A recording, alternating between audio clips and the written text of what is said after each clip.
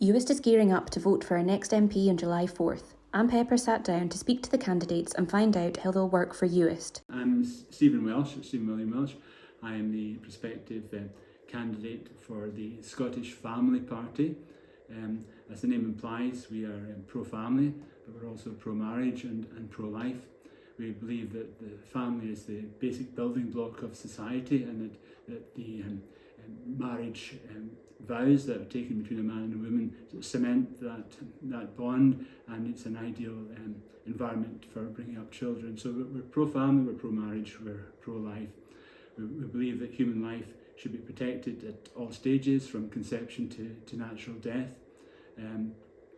We believe that the unborn child is one of the most vulnerable human beings in our society, and we do not believe that the unborn child should be victimised simply because of its stage of development. We are also anti-assisted suicide. We believe that all necessary palliative care and pain relief should be provided, and that care should be the focus rather than killing people.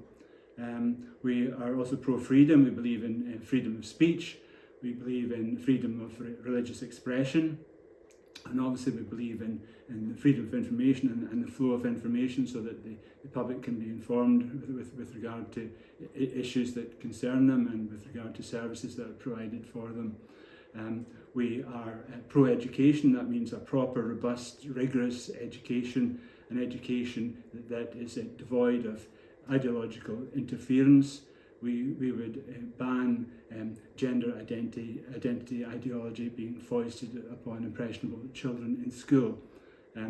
We're also pro-probity. We believe candour, openness, truthfulness are values that need to absolutely invade every aspect of public life. We've recently had the blood transfusion scandal, we've had the post office scandal. All of these have been going on for ages. Successive governments have presided over these scandals, and the need for probity is absolutely paramount. We're also pro-reality. We believe that things should be based on what is real. We do not believe, for example, that a man can become a woman or a woman can become a man. If you look at the biological genotype, people are either XX or XY. Obviously there can be very rare scenarios where there is some true ambiguity, and obviously difficult clinical decisions have to be made in consultation with the patient under those circumstances. But we simply do not accept that it's healthy or helpful for it to be suggested to young people that they can simply change their gender if that's how they're feeling. And the recent CAS report, I think, bears that out.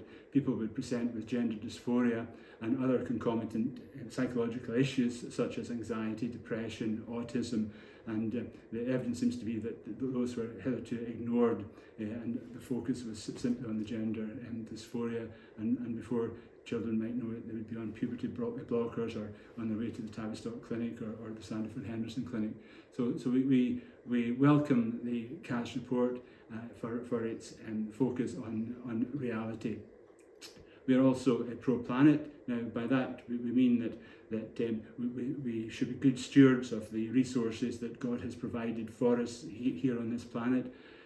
We believe that the resources are part of His providence, and that these have to be responsibly managed by man. For example, we would have been against the highly protected marine areas, because the whole purpose of the environment is to be a habitat for man. So we're against the practical worship of the environment and the neglect of jobs and neglect of practical aspects that are important for man's well-being on the planet.